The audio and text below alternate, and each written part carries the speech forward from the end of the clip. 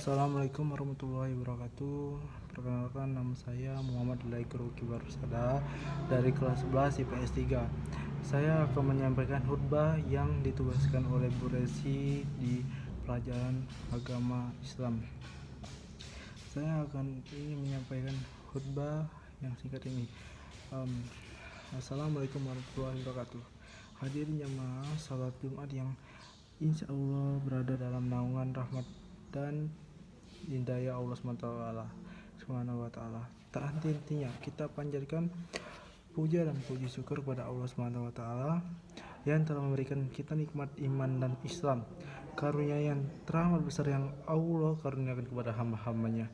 Semoga kita selalu termasuk yang mendapatkan hidayah-hidayahnya serta berada dalam keadaan iman dan Islam hingga akhir hayat kita.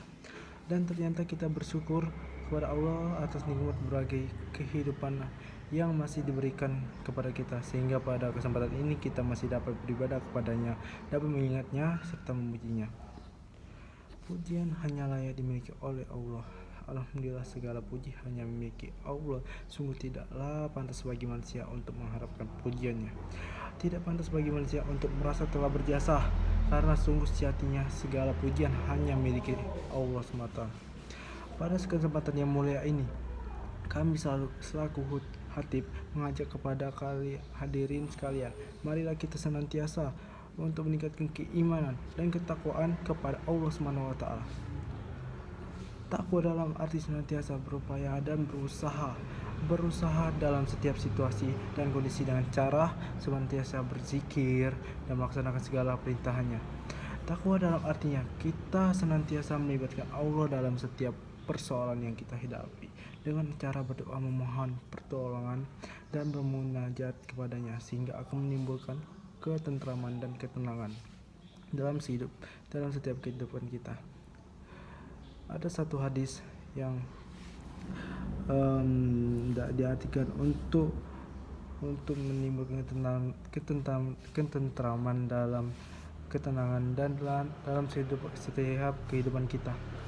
Artinya, ya ayyuhalladzina amanu taqullaha haqqa taqatihi wa la tafsanna illa wa antum muslimun.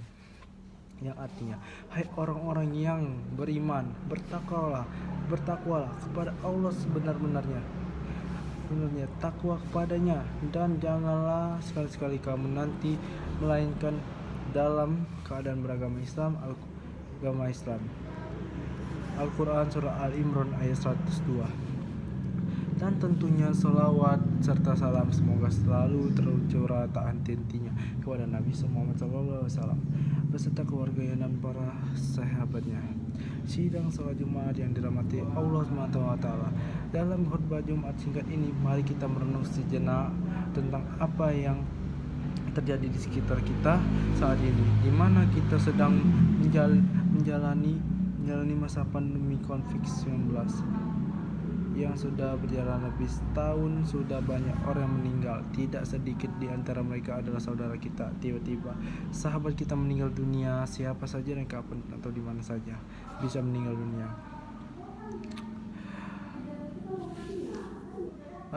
Ada hadis yang menjelaskan siapa saja yang bisa meninggal, dan kita tuh bisa merasakan mati nanti. Hadisnya qala nafsi za'ikatul mat, yang artinya setiap yang bernyawa akan merasakan mati. Setiap yang bernyawa akan merasakan mati. Kematian adalah sesuatu yang pasti kita hadapi, sesuatu yang menjadi gerbang dari kehidupan dunia menuju kehidupan akhirat. Dalam akhirat adalah kematian. Masyiral muslimin rahimahullah. Dalam surah Al-Baqarah ayat 28, Allah berfirman, Kaifa takfuruna billahi wa kuntum amwata qayakum summa yumitukum summan yutikum illa turja'un, yang artinya, bagaimana kamu ingkar kepada Allah padahal kamu tadinya mati, lalu Dia menghidupkan kamu, kemudian Dia mematikan kamu, lalu menghidupkan kamu kembali, kemudian kepadanya lah kamu dikembalikan. Dalam tafsir Ibnu Katsir dijelaskan bahwa ayat ini menjelaskan akan kekuasaan Allah, dan sungguh aneh orang yang ingkar kepada Allah sementara manusia awalnya tiada, lalu Allah menjadikannya ada di muka bumi. Ayat ini juga menunjukkan bahwa kita semua pasti mati dan kita semua pasti akan dibangkitkan kembali setelah kematian itu. Jamaah salat Jumat yang dirahmati Allah Subhanahu wa taala.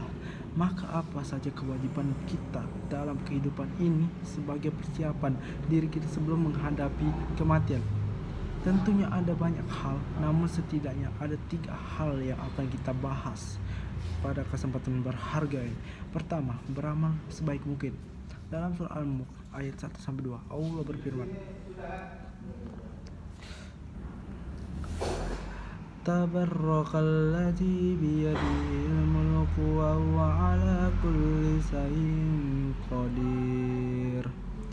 Alladzi khalaqal mauta wal hayata liyabluwakum ankum ahsanu amala wa huwa azizul hakim wa huwal azizul ghafur. Yang artinya, 1. Maha suci Allah menguasai segala kerajaan dan Dia maha kuasa atas segala sesuatu. 2. Yang menciptakan mati dan hidup untuk menguji kamu siapa di antara kamu yang lebih baik amalnya, dan Dia maha perkasa, maha pengampun.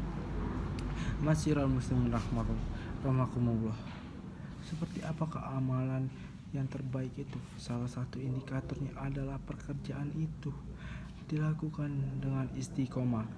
Dalam hadis riwayat Abu Hurairah, Rasulullah SAW bersabda, Inna khairu wa amadamu fi wa kuntum. Artinya, sesungguhnya sebaik-baik pekerjaan adalah yang rutin berkelanjutan meskipun itu sedikit. Beramal sebaik mungkin juga berarti bahwa pekerjaan itu kita lakukan dengan seikhlas mungkin, semaksimal mungkin, dan sesempurna mungkin, baik dalam interaksi kepada Allah maupun kepada sesama manusia. Dalam amal kita patrikan dalam diri kita bahwa bisa jadi itu adalah amal terakhir kita. Masyiral muslimin rahimahullah. Yang kedua, menyiapkan amal yang terus mengalir pahalanya. Di antara yang dapat kita persiapkan adalah dengan memperbanyak amal jariah, ilmu yang bermanfaat, serta mendidik anak kita bermanfaat. Menjadi anak yang soleh dapat mendoakan kita sebagaimana mungkin hadis Rasulullah SAW. An Abi Hurairah radhiyallahu anhu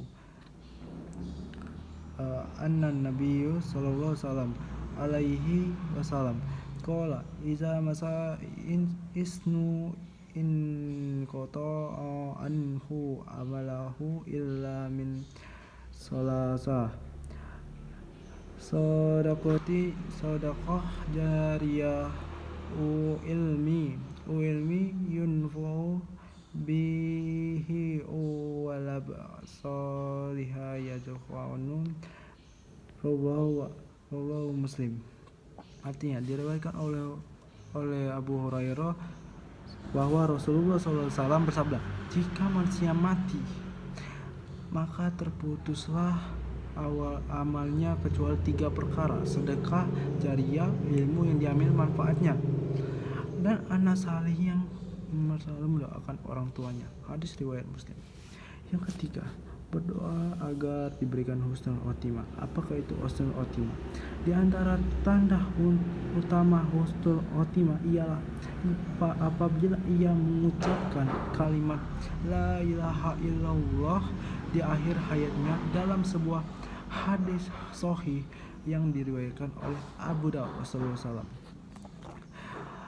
man kana akhiru kalamihi la illallah dakhala hajat. jas. Barang siapa yang akhir perkataannya adalah la ilaha illallah, maka dia akan masuk surga.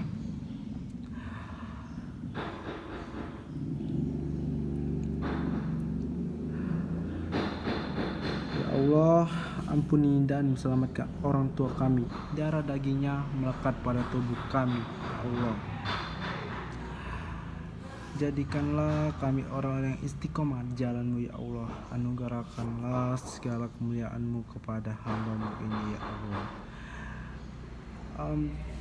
Demikian khutbah saya yang singkat ini. Apabila ada salah kata, saya mohon maaf. Apa ada kesalahan yang sedikit, ada kesalahan yang saya katakan di khutbah ini, tolong diperbaiki. Dan saya pamit. Wassalamualaikum warahmatullahi wabarakatuh.